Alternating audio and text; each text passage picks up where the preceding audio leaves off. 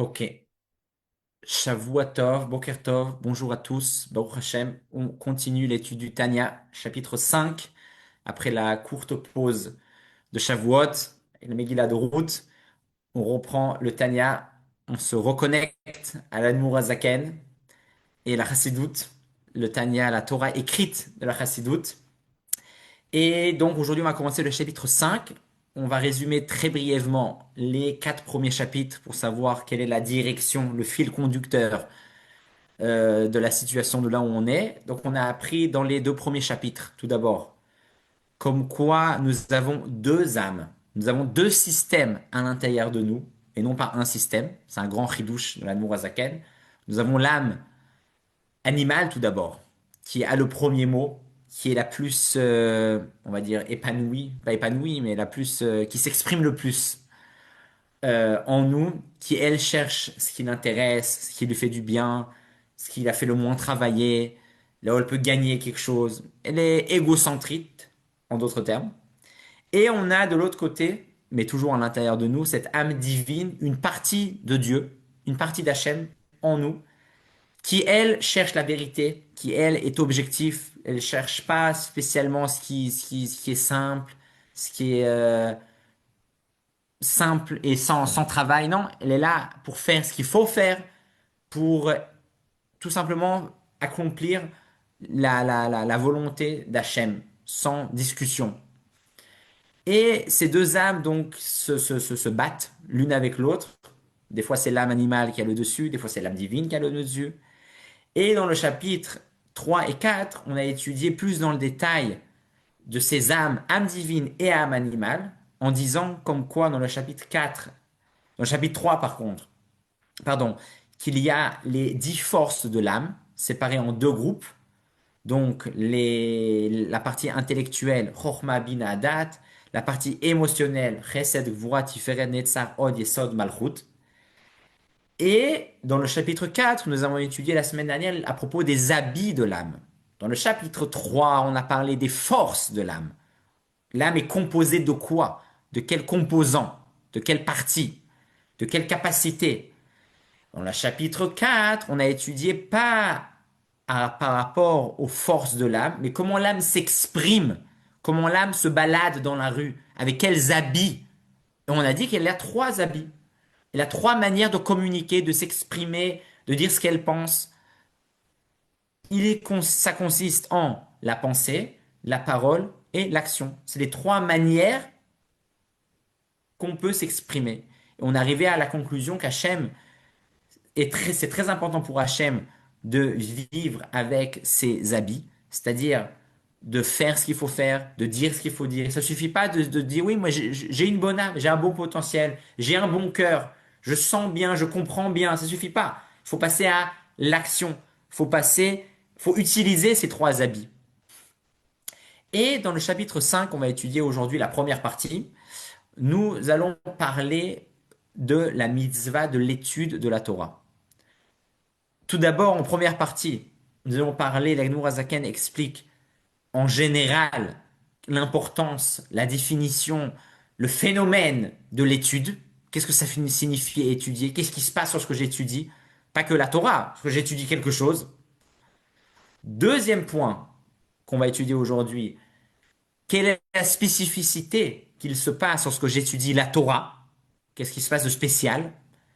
Et troisième chose, la Nourazaken va nous dévoiler un grand chidouche, un grand dévoilement, comme quoi dans ce monde, on parle beaucoup d'unité. Il faut être ensemble, et l'unité de la famille, l'unité des amis. Et la Nourazaken explique que la chose la plus unie dans le monde, c'est lorsque je comprends quelque chose. Je peux être uni avec mon ami, avec ma femme, avec mon frère, avec ma sœur, avec mon collègue, avec mon chef. C'est bien. Mais on reste deux personnes. Ok, on fait des choses ensemble, on travaille, on a des idées, on a des projets. On reste deux identités.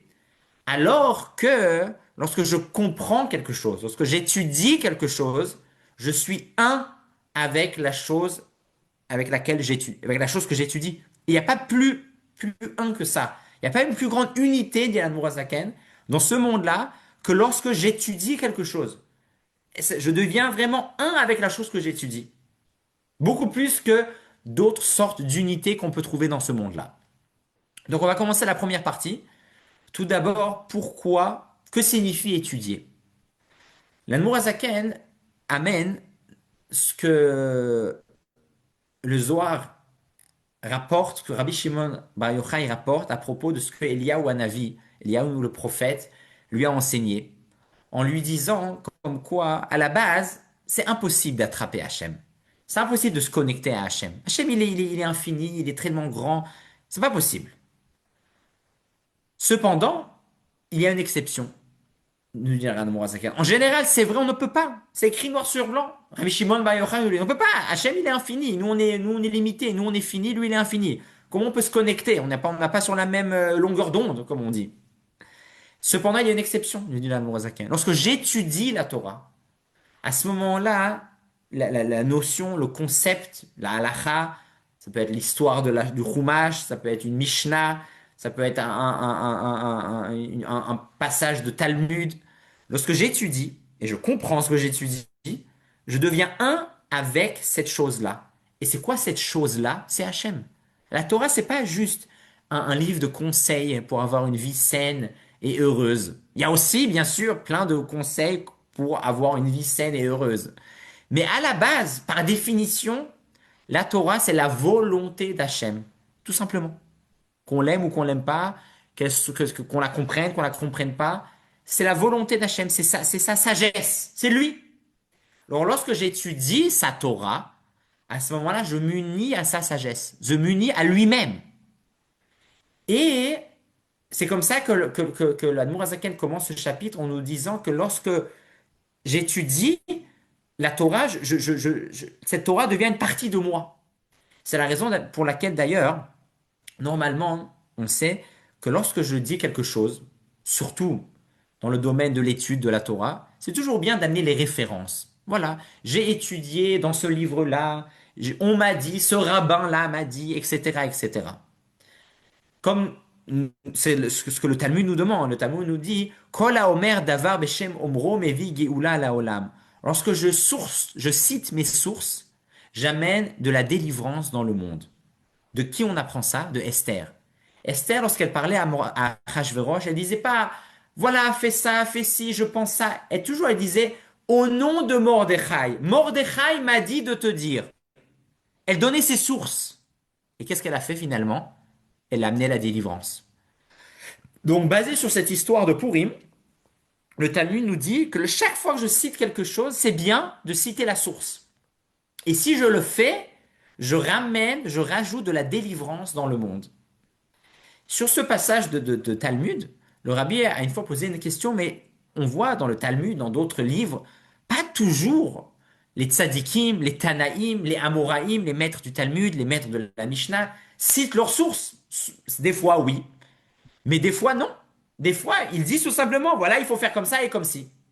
D'où il a appris, on ne sait pas. Alors, des fois, les commentaires nous disent, oui, on apprend ça de là, on apprend ci de là, mais pas systématiquement, les sages donnent leurs références. Et pourquoi? Il faut apparemment. C'est marqué. Le rabbi a une fois expliqué, basé sur ce que l'Admour Azaken commence ici dans ce chapitre 5, en disant que certaines fois, les tzadikim qui enseignaient leurs enseignements ont tellement compris ce qu'ils ont enseigné, ont tellement intégré ce qu'ils nous enseignent, que c'est devenu une partie de eux, que c'est devenu leur enseignement. Et plus uniquement ce qu'ils ont entendu de leur maître ou de ce qu'ils ont lu dans le livre. Des fois, quand on comprend quelque chose tellement profond, ça devient mon enseignement. C'est tel que moi j'ai compris, c'est moi. C'est plus tel que l'autre personne m'a enseigné. C'est sûr, c'est basé sur ça. Mais c'est pour ça que le rabbi explique que des fois, les tzadikim se sont permis de pas citer leurs sources, pas parce qu'ils veulent nous faire croire que c'est eux qui ont trouvé la chose, pas parce qu'ils renient leurs sources, non, parce que c'est tout simplement devenu tellement compréhensible, tellement profond, tellement ancré en eux, que ça devient leur enseignement. Et c'est pour ça qu'ils disent pas, voilà, j'ai entendu. Non, c'est plus j'ai entendu, c'est moi, c'est tel que moi j'ai compris. C'est devient une partie de moi. Et voilà, je vous le transmets. Et donc ça, c'est la spécificité de l'étude. L'étude, ça vraiment transforme les gens. Ça nous transforme. Et c'est la raison d'ailleurs pour laquelle la halakha aussi nous interdit d'étudier des livres d'Avodah Zarah ou d'autres. Parce que on peut pas dire, oui, voilà, moi c'est bon, je crois en Dieu, je suis juif, j'ai pas des livres d'Avodah Zarah. Ok, c'est intéressant de savoir comment ils pensent les autres. Non, c'est interdit. Car lorsque je lis des choses fausses, inconsciemment, consciemment, ça m'influence. Ça devient une partie de moi. C'est comme lorsque je mange. Quelqu'un qui dit, je veux manger quelque chose, mais je sais que c'est pas bon pour la santé. Mais je le mange, ça fait rien, ça va pas m'influencer. Moi, je sais que c'est pas bon pour la santé. Si vous mangez quelque chose qui est pas bon pour la santé, même si vous savez que c'est pas bon pour la santé, ça va vous faire du mal. Ça va être nocif pour votre corps. Pareil, ce qu'on va rentrer dans notre tête, ça va influencer. Peut-être pas au niveau direct, ça peut influencer notre subconscient, mais ça va influencer quelque chose, qu'on le veuille ou non.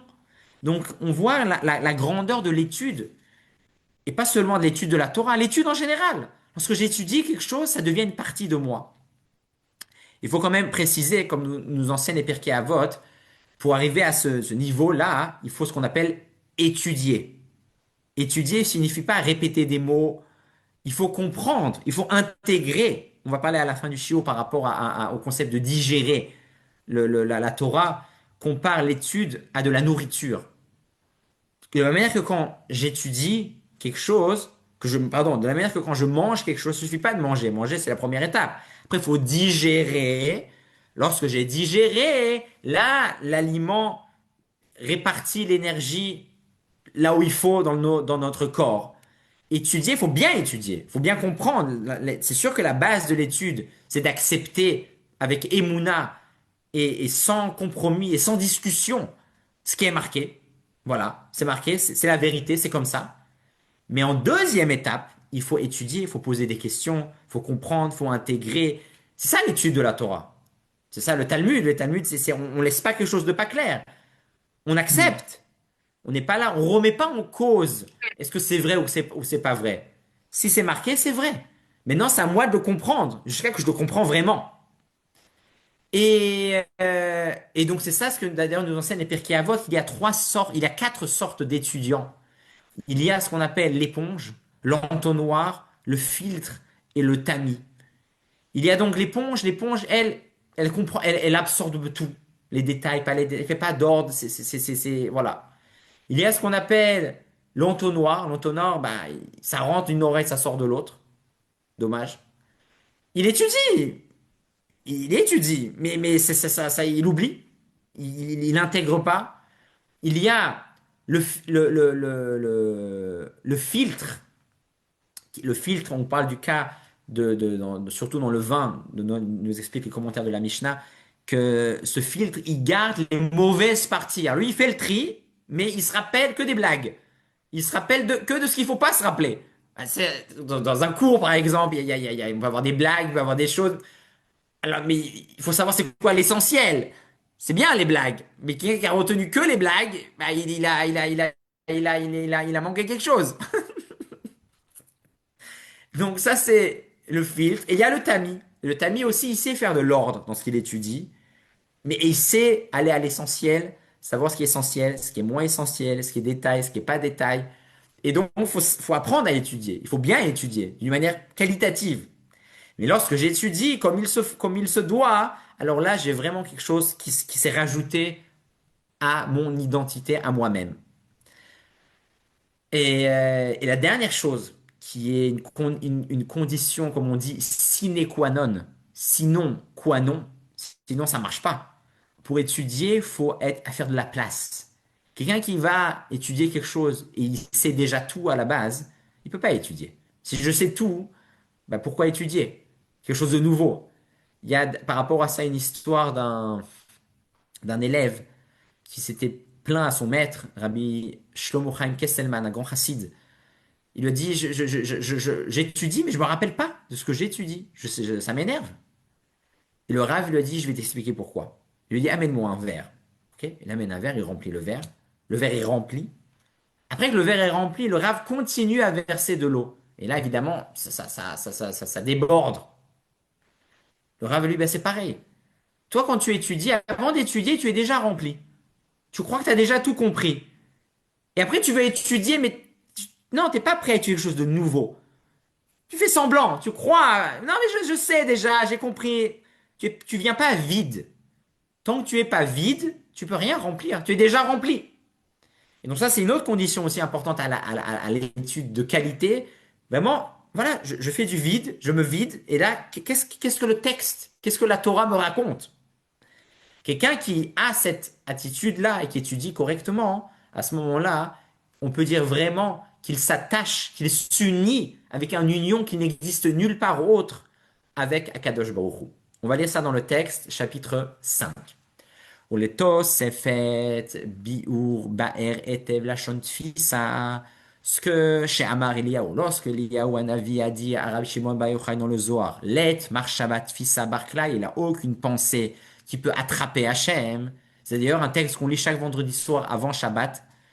Ce fameux texte du Zohar qui est appelé le Patach Eliyahu, où Eliaou a ouvert et a ce qu'on lit tous les vendredis soirs. Là aussi, Eliaou parle des sphirotes.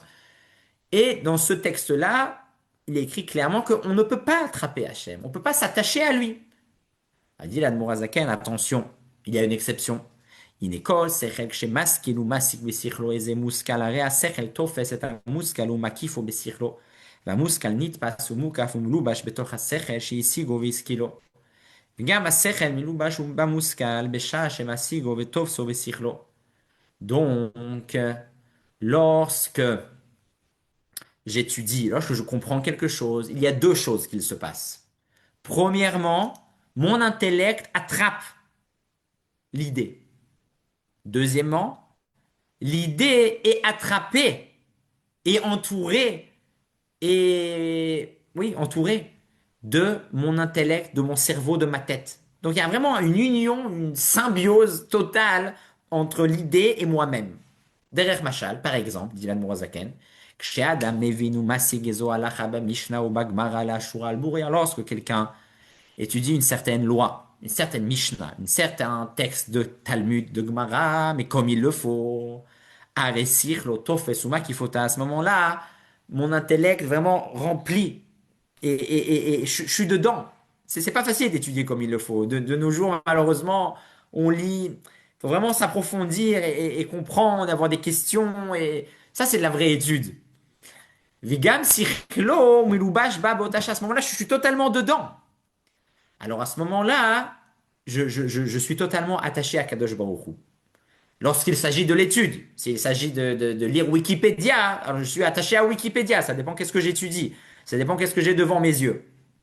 Et c'est là qu'on arrive à la deuxième partie. Là où l'Admorazaken nous explique, à part l'idée générale de l'étude en général, mais qu'est-ce qui se passe lorsque j'étudie la Torah? La Torah, pas juste le Chumash, mais on parle aussi de la Torah orale. Tous ces éléments-là sont simplement la volonté d'Hachem. Et on sait, on vient de sortir de Shavuot, que Hachem a tout d'abord donné la Torah à Moshe Rabbeinu sur le mont Sinaï, et ensuite aux prophètes, et ensuite cette Torah orale a été transmise à l'époque des Tanaïm, dans les périodes de la Mishnah, ensuite par les Amoraïm, dans la période du Talmud, ensuite, même plus loin, les Rishonim, qui sont Rambam, Rif, Rabbeinu Yitzhak El-Fassi du Maroc, Roche, qui ont vécu à environ 1000 ans, et même jusqu'à l'époque des Acharonim, les derniers, on les appelle les derniers, les Acharonim, dont par exemple le Rabbi Yosef Karo, qui a écrit le Shulchan Aruch. Lorsque j'étudie ces livres-là, je m'attache à Hachem. Je m'attache vraiment à lui, à sa volonté tout simplement. Et c'est ce qu'il dit Zaken dans la suite du texte. Ve'ine, et voici, Allah hazuhi chokhmatu rotzono shel HaKadosh Baruch Hu. Cette halacha, c'est la sagesse, c'est la volonté d'Hachem. She'ala birtzono kshe'iton Reuven kach vekar derech mashal ve'Shimon kach vekar. Lorsque Reuven va dire comme ça et comme ça. Ou Shimon va dire, va se plaindre. Par exemple, dans le Talmud, il dit, voilà, tu dois ça, tu dois payer ça, tu m'as fait un dommage. Le Talmud est rempli d'histoires pareilles. Et à ce moment-là, le Talmud dit, Yé apsak benem kar vekar. À ce moment-là, le résultat est comme ça ou comme ça. Ve'afim lo ala velo yeh adavar hazeh leolam. Lavo le mishpat al ta'anot utviot elu. Et même si cette histoire va peut-être jamais se passer, peut-être jamais il y a quelqu'un qui va se plaindre de cette manière-là dans le Talmud. Et des fois, il y a des histoires rocobanlesques. Pardon, ça va jamais arriver. Peut-être, ça va jamais arriver. Mais quand bien même, Mikol Makom, lorsque j'étudie, j'aime approfondir sur ces histoires-là, sur ces cas-là, sur ces cas de figure-là, même s'ils vont jamais arriver, je m'attache tout simplement avec la sagesse, la volonté d'Hachem.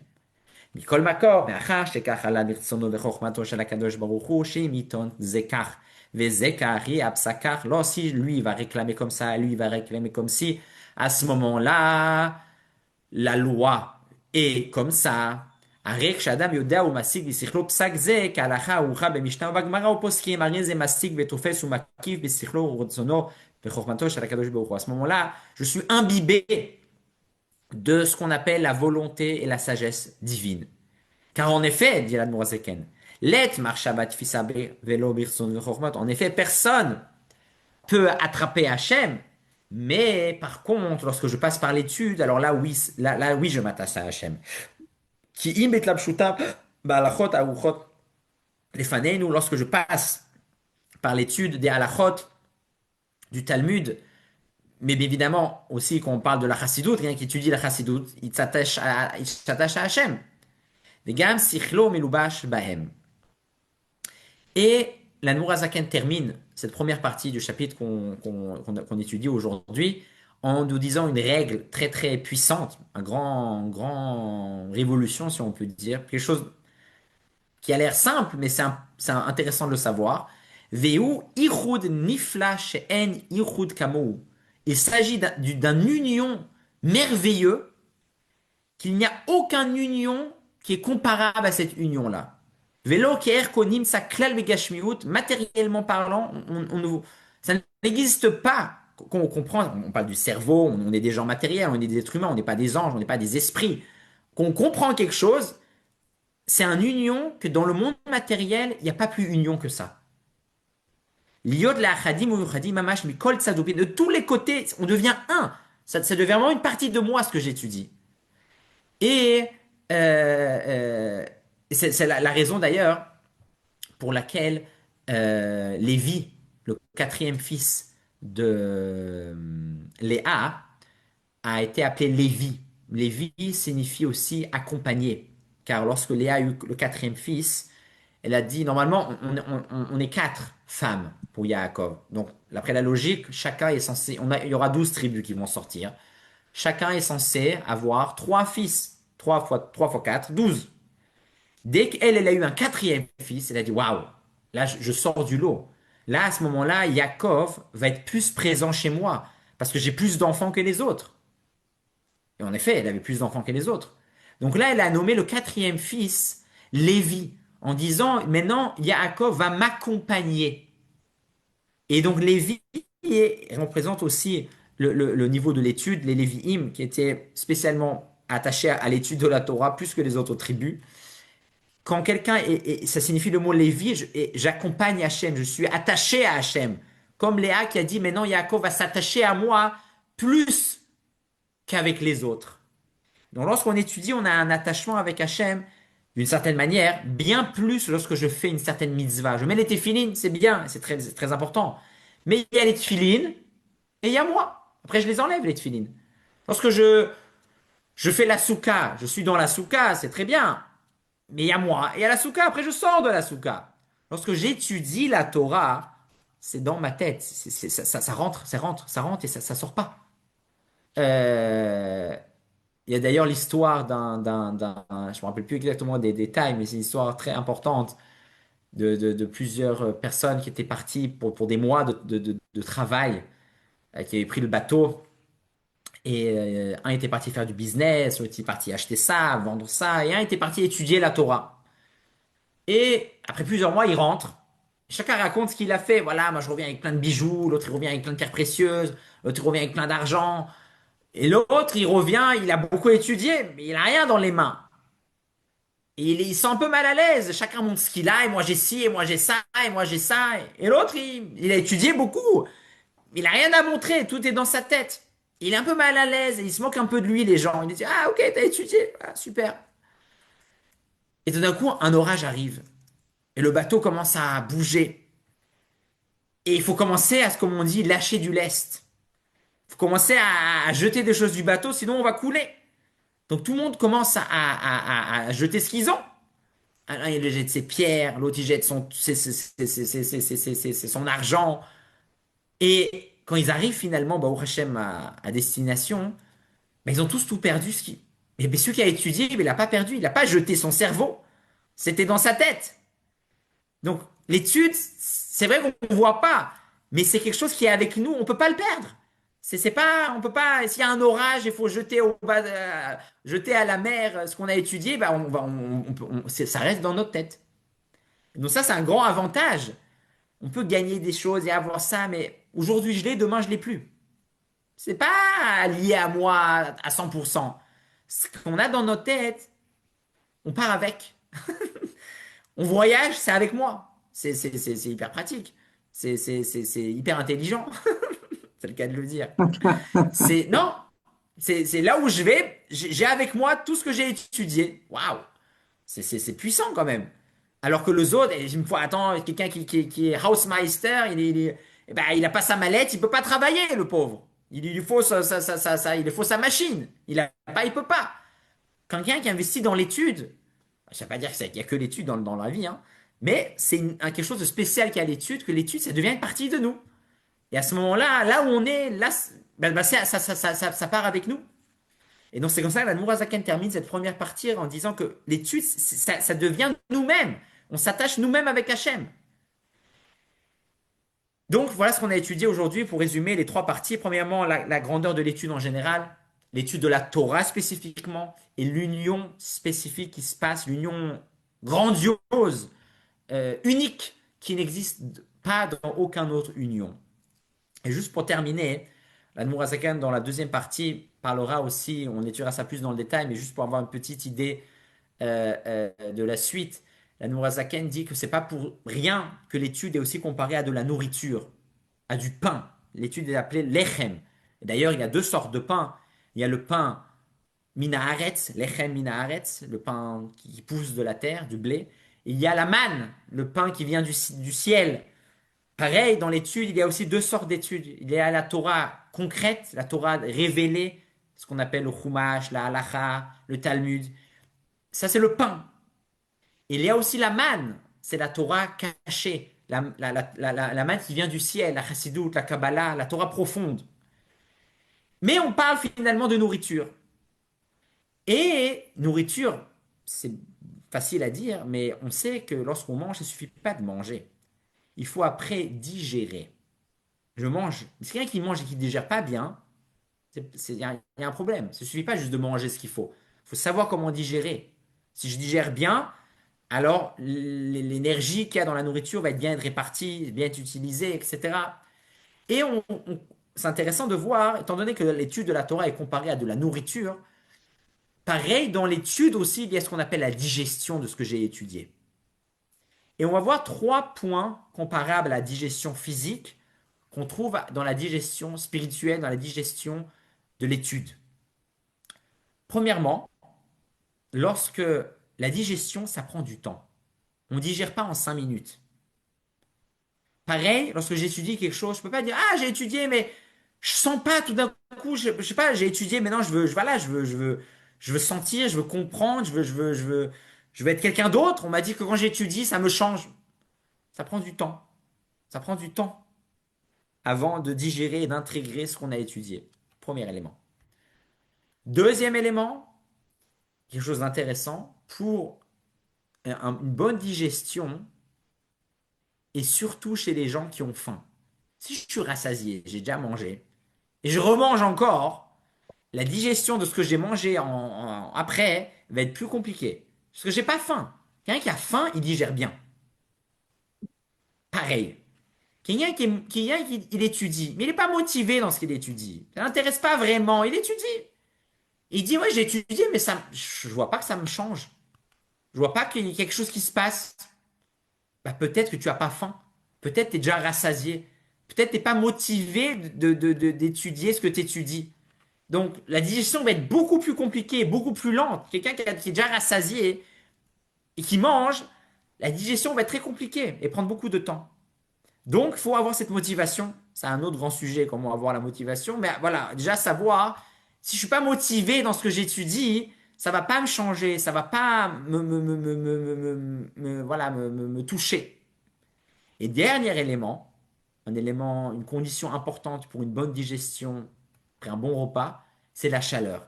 S'il fait trop froid, on digère mal. Il faut pas être dans un sauna pour digérer, mais il faut avoir une certaine température, pas trop froid. S'il fait trop froid, on digère mal. Il faut une certaine température, une certaine chaleur pour que le ventre digère comme il le faut. Pareil, quelqu'un qui est froid ne va pas pouvoir digérer ce qu'il étudie. Il faut être chaud, il faut avoir de la vitalité, faut vivre, il faut être joyeux. Et là, ce que j'étudie, je vais l'intégrer, ça va devenir une partie de moi. Donc ça, c'est les trois éléments importants avant à retenir dans la digestion qu'on mange d'ailleurs, mais pas que qu'on mange, qu'on étudie aussi, car aujourd'hui on a dit que l'étude c'est manger, et à l'image qu'on est ce qu'on mange, on est ce qu'on étudie. Pareil, on est ce qu'on mange, ça c'est clair, mais on est ce qu'on étudie aussi. Et donc les trois éléments importants, savoir que ça prend du temps. Deuxièmement, être motivé et être chaud, avoir la vitalité, avoir